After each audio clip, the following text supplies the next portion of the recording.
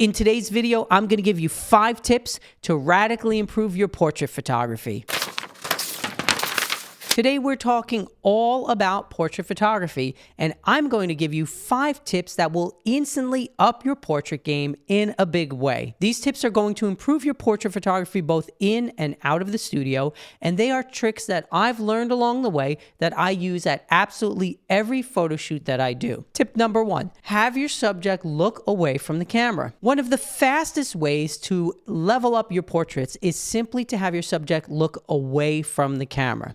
Now, don't get me wrong, eye contact is wonderful in portraiture and definitely something that I do all the time. But by having your subject look away from the camera, you're going to create a photo that conjures a very different set of emotions and moods. Where you have your subject look is also going to further enhance the visual story. For instance, if they're looking up with their head tilted up, this is going to create a sense of optimism or determination or empowerment. And I personally love doing this particular pose all the time. However, if they are looking down and away, for instance, this can create a much more introspective photo, which makes the subject look a little bit more vulnerable. If your subject is looking straight ahead, the effect, again, is going to be different. It's usually a little less dramatic, and it invites the viewer in almost as if you're observing the subject in a conversation with an unseen third person. Also, pay close attention to how far the subject's eyes are looking in one direction or another.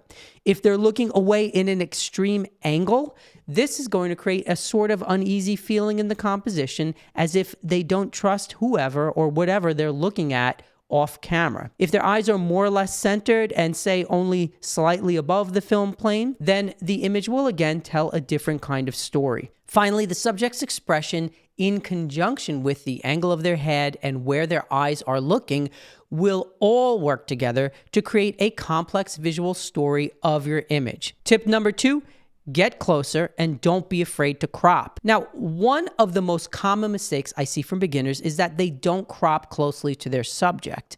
A 3/4 or a full-length portrait is a lot harder to do successfully for many reasons. First of all, you have arms and legs to worry about, so the posing becomes another ingredient in your visual stew that can complicate it. More than that, a far-away crop simply makes the subject and their story seem more far away from the viewer, which creates an added barrier between the two. And sadly, the fact that we view most photos nowadays on a small cell phone screen is also going to make it difficult to connect with a subject shot far away. However, putting all of that aside, a closely cropped portrait forces the viewer to engage with the subject in a very intimate way that a looser crop really just can't do. A tight crop can also add a sense of uneasiness that a loose crop doesn't add, because it forces the viewer into the subject's personal space, placing them in their world in a powerful way. Tip number 3, experiment with different focal lengths. One of the best pieces of advice that I can give to you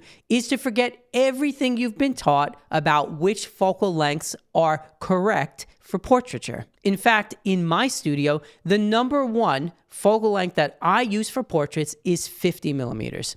I absolutely love shooting portraits at 50 millimeters for many, many reasons. First, you can create everything from a half length to an extreme close-up portrait with this one lens, so it's a very versatile lens for portraits.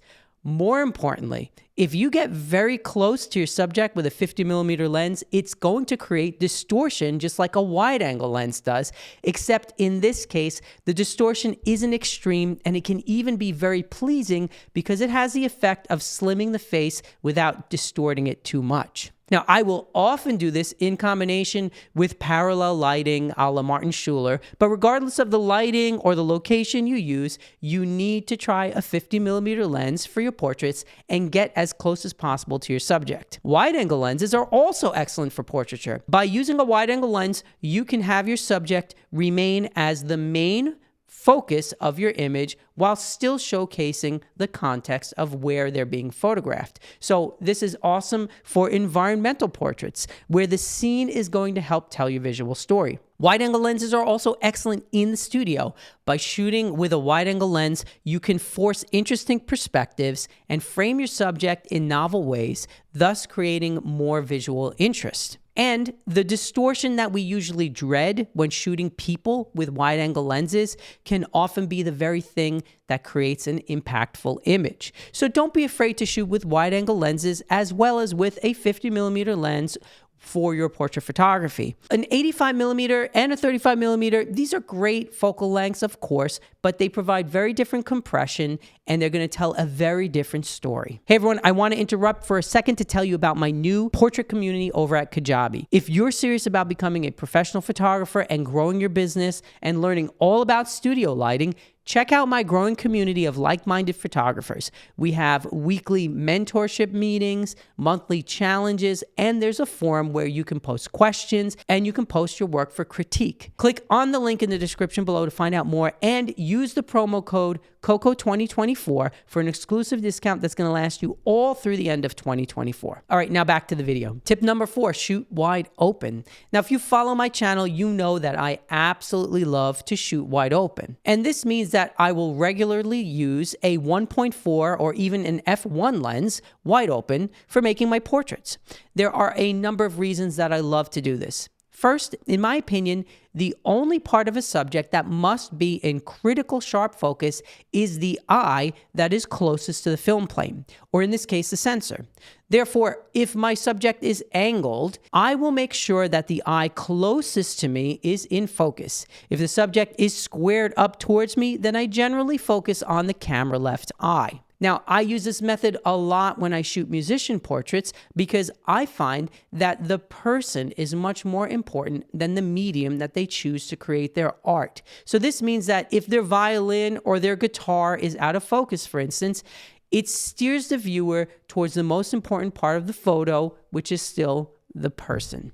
Tip number 5, move yourself around. One of the biggest mistakes that I make is that I stay in one spot. And I think that this is common for photographers. So one of the easiest ways that you can create a very different portrait is simply by moving to the left or to the right side of your subject. We tend to stay in one spot, and this means that the studio light will stay exactly the same until we move the lights themselves, which is often the only thing that we do.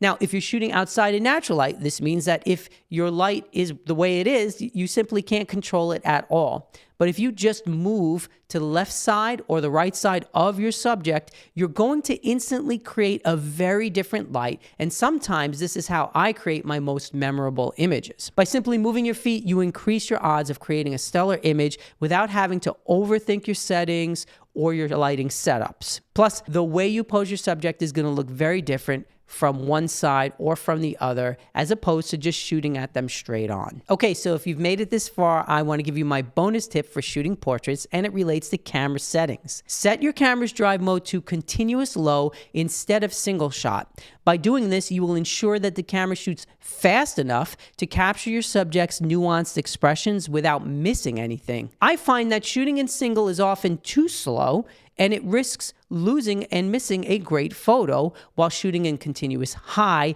is overkill, and you're also going to wind up with a lot of photos that look exactly the same. On my Fujifilm cameras, I tend to set the continuous low to either 3 or 5 frames per second, and I find that this works best for portraiture. Well, I hope that you've enjoyed this video and these tips to help you improve your portrait photography. Please make sure that you do like and subscribe to the channel, as these 2 small favors are going to go a long way in helping me to continue to create content and more videos just like this one. Don't forget to visit my awesome sponsors in the description below, especially B&H Photo, who have been a great support to my channel. Here's wishing you an awesome day. Go out and take some great pictures, and I'll see you in the next one. Peace.